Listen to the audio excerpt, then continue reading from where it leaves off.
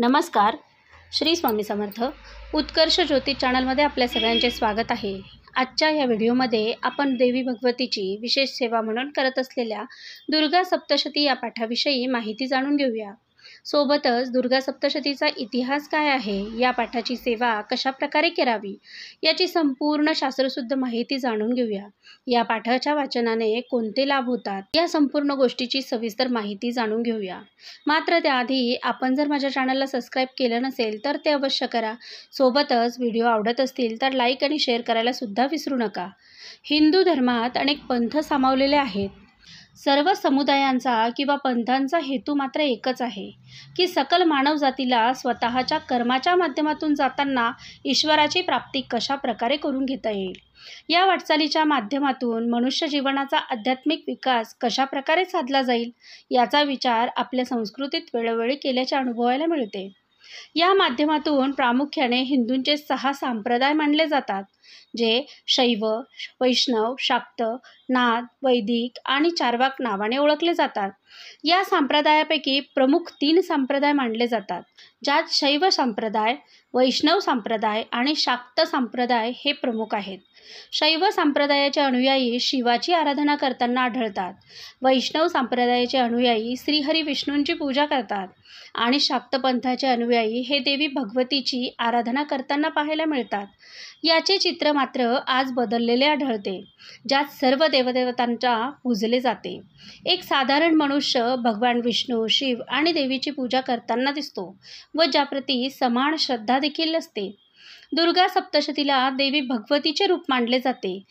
यातील प्रत्येक मंत्र आणि श्लोक या एक अक्षराला खूप महत्त्वाचे, स्वयंसिद्ध असे मानले जाते. शीघ्र परिणाम देणारे असेच हे मानतात. तसे पाहता दुर्गा सप्तशतीचा पाठ वर्षभरात कधीही केला तरी त्याचे फलस्वरूप महत्त्वपूर्णच आहे. मात्र नवरात्रीत दुर्गा सप्तशतीच्या पाठाशिवाय माता दुर्गेची पूजा ही अपूर्णच मानली जाते. दुर्गा सप्तशतीत 360 शक्तींचे वर्णन मिळते. त्यातही 3 शक्ती अति महत्त्वाच्या, प्रामुख्याने महाकाली, महालक्ष्मी, महासरस्वतीचा उल्लेख आढळतो. दुर्गा सप्तशतीला देवी भागवत पुराणातील एक भाग मानतात.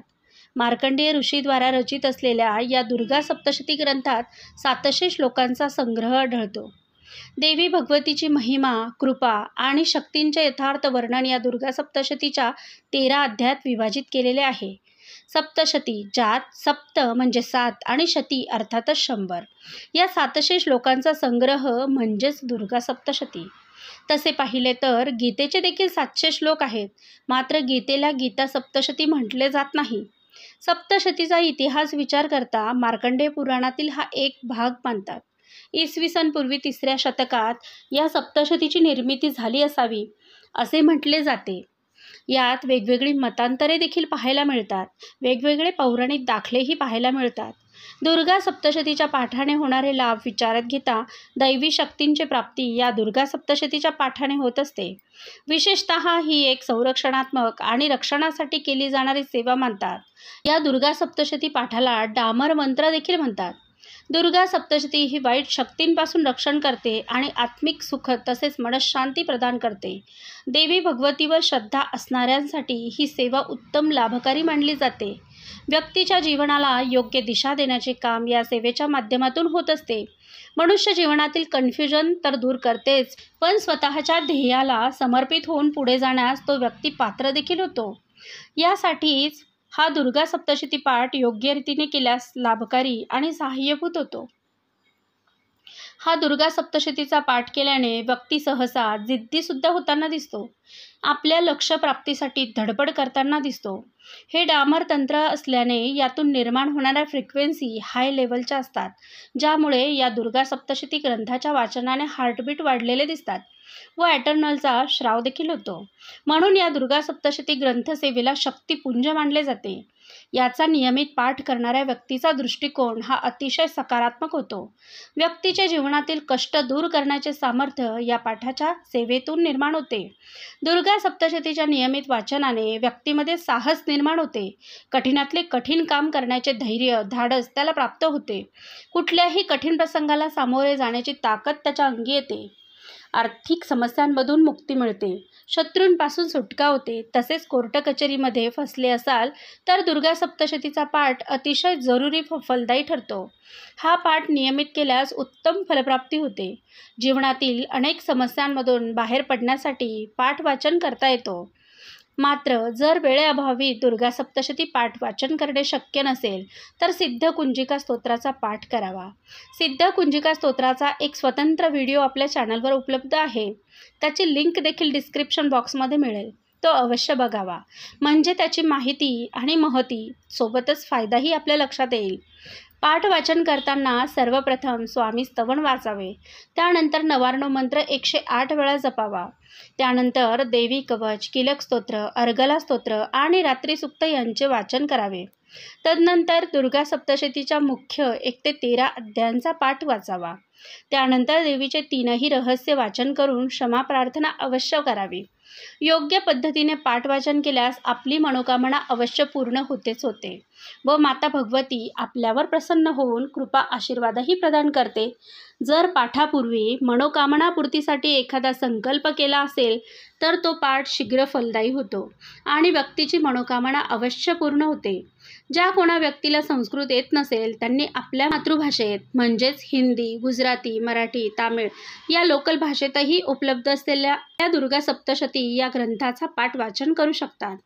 दिंडोरी प्रणीत श्री स्वामी समर्थ केंद्रात यावरील भाषांमध्ये दुर्गा सप्तशती ग्रंथ उपलब्ध आहे. याचा आपण अवश्य लाभ घ्यावा. दुर्गा सप्तशती या ग्रंथांचा पाठ कोणीही करू शकते, मात्र हा पाठ अशुद्ध करू नये. जर तुम्हाला संस्कृत वाचन करता येत नसेल तर मराठीत वाचावा. शुद्ध, स्पष्ट आणि व्यवस्थित पाठ पूर्ण केल्यास फळप्राप्ती ही शीघ्र होते. पाठ वाचन करताना मोठ्याने वाचावा.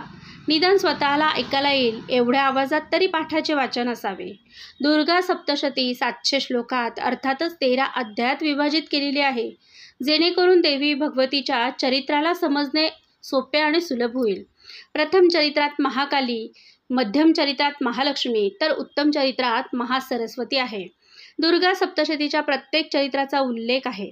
प्रथम चरित्रात 7 देवी आहेत. त्यात तारा, काली, छिन्नमस्ता, सुमुखी, बाला, कुब्जा यांचा उल्लेख आढळतो. द्वितीय म्हणजेच मध्यम चरित्रात लक्ष्मी, काली, ललिता, दुर्गा, गायत्री, अरुंधती, सरस्वती आदी देवतांचा उल्लेख आहे.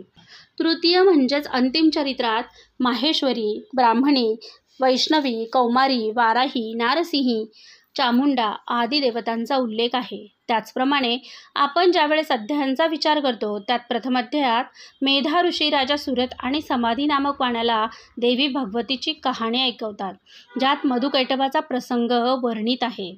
दुसऱ्या अध्यायात देवतांच्या तेजातून दुर्गा माता प्रकट होऊन महिषासुराच्या सेनेच्या वधाची कहाणी सांगतात. तिसऱ्या अध्यायात सेनापतीसहित महिषासुराच्या वधाची कहाणी सांगतात व दुर्गेने वध केला याचे सविस्तर वर्णन आहे. चौथ्या अध्यायात इंद्रादी देवताद्वारा देवीची स्तुती केलेली आढळते. पाचव्या अध्यायात देवताद्वारा देवीची स्तुती तसेच चंडमुंडाच्या मुखातून अंबिकेच्या रूपाची प्रशंसा ऐकून शुंभाने त्याच्या दूतांना देवीकडे पाठवले आणि ते निराश होऊन परतले ही कहाणी आहे. 6व्या अध्यायात धूम्रलोचन वध लिहिलाय आणि 7व्या अध्यायात चंडमुंड वध देवीने केला त्याची माहिती आहे. 8व्या अध्यायात रक्तबीज वध केलाय तर 9व्या अध्यायात निशुंभ वध आणि 10व्या अध्यायात शुंभ वध केलाय आणि 11व्या अध्यायात देवताद्वारा देवीची स्तुती केली गेली व देवी मातेच्या द्वारा देवतांना वरदानही दिले गेले याचे यथार्थ वर्णन केलेले आहे. 12व्या अध्यायात देवी चरित्राच्या पाठाचे महत्त्व वर्णित आहे व 13व्या अध्यायात सुरत व समाधी नामक वैश्यांना देवीचे वरदान प्राप्त झाले त्याची कथा यथोचित वर्णित आहे. 13 अध्यायांचा हा संक्षिप्त केलेला सारांश जरी आपण ऐकला तरी देखील देवी भगवतीची कृपा प्राप्ती होते. जर वेळ नसेल तर संक्षिप्त दुर्गा सप्तशतीसुद्धा वाचन केल्यास हरकत नाही.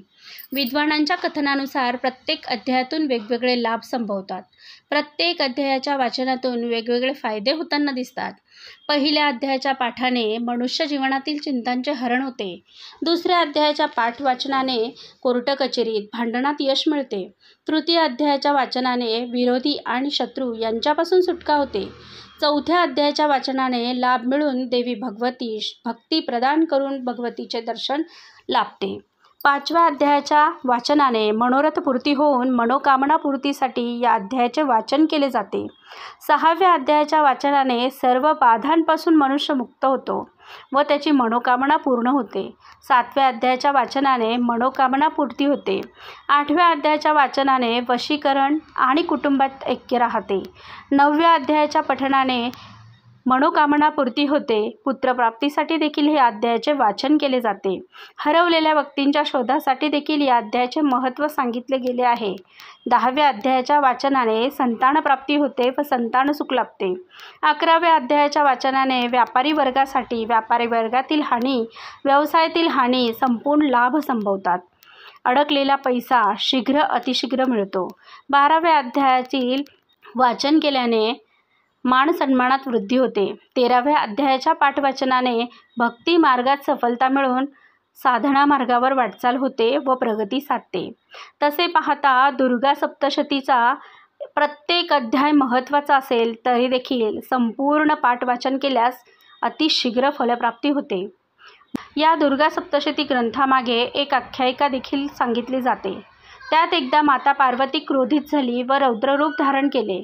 ते रौद्ररूप म्हणजेच काली मातेचे रूप. या रौद्र रूपाने प्राणीमात्रांचा संहार करायला सुरुवात केली. त्यात सूर असुर मारले जाऊ लागले. त्यावेळेस सर्व देवी देवता माता भगवतीचा क्रोध शांत होण्यासाठी भगवान शिवांकडे गेले.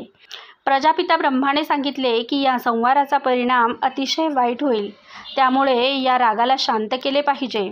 तेव्हा सर्व देवी देवता भगवान शिवांकडे बघू लागले व विनंती करू लागले या रूपाला शांत करावे. आता ही दुर्गा सप्तशती हे गुप्त मंत्र स्वरूपात होती व ही भगवान शिवाने पार्वती मातेला दिलेली एक गुप्त विद्या म्हटली जाऊ शकते. या रूपाला शांत करायला शापित करावे लागले. मात्र त्यावेळेस नारद मुनी म्हणाले की हे पितामह, शिवाने जर या रूपाला शापित केले तर सप्तशती देवीची पूजा कोण करेल? दुर्गेच्या मंत्रांचा लाभ मानव जातीला मिळणार नाही. तेव्हा असा उपाय करावा की हे मंत्र जागृत होतील व जो कोणी साधक याची आराधना करेल त्यांना त्याचा लाभ होईल. नारदाने केलेल्या वक्तव्याचा परिणाम होऊन शिवाने या मंत्रांना शापमुक्त केले. त्यासाठीच पाठवाचनापूर्वी शापोद्धार मंत्र केला जातो व त्यासोबत उत्कीलन मंत्र देखील केला जातो. तुम्ही प्राकृत भाषेत पाठवाचन करत असाल त्यावेळेस या दोनही मंत्रांचा जप केला नाही तरी चालतो. मात्र संस्कृत पाठवाचन करत असाल तर त्यावेळेस या दोनही मंत्रांचा जप अवश्य केला पाहिजे. दुर्गा सप्तशती पाठाची सेवा देताना अश्रद्ध व्यक्ती किंवा कुठलाही वाईट हेतू मनात बाळगणाऱ्या व्यक्तीला ही सेवा देऊ नये. त्यामुळे जो व्यक्ती मनोभावे ही सेवा करू शकेल अशाच व्यक्तीला पाठाची सेवा देणे फायद्याचे ठरेल. तुम्ही ज्या वेळेस प्राकृत किंवा आपल्या भाषेत मराठी किंवा हिंदी किंवा अन्य भाषेत पाठ वाचन करत असाल त्यावेळेस फक्त 99 मंत्राने सुरुवात करून वर सांगितल्याप्रमाणे पाठ वाचन करावा. नित्यसेवा म्हणून देखील भगवतीच्या चरणी दुर्गा सप्तशतीच्या पाठाची सेवा रुजू केली जाऊ शकते. त्यात प्रामुख्याने 2-2 अध्याय रोज वाचन केल्याने देवीची सेवा रुजू होते. जे कोणी उपासक दुर्गा सप्तशतीची पाठस्वरूपी सेवा करत असतील त्यांना त्यांच्या कुटुंबाला, त्यांच्या कुळाला आई भगवतीचा अर्थातच कुलदेवीचा कृपा आशीर्वाद लाभतो आणि त्या कुटुंबातील सदस्यांना आयु, आरोग्य, ऐश्वर्य, सौभाग्य आणि मनोकामनापूर्ती इत्यादींचा लाभ होतो. आशा आहे की आपल्याला हा व्हिडिओ नक्कीच आवडला असेल. व्हिडिओ शेवटपर्यंत पाहण्यासाठी खूप खूप धन्यवाद. व्हिडिओ आवडला असेल तर लिंक शेअर करा, व्हिडिओला लाईकही करा. धन्यवाद. श्री स्वामी समर्थ.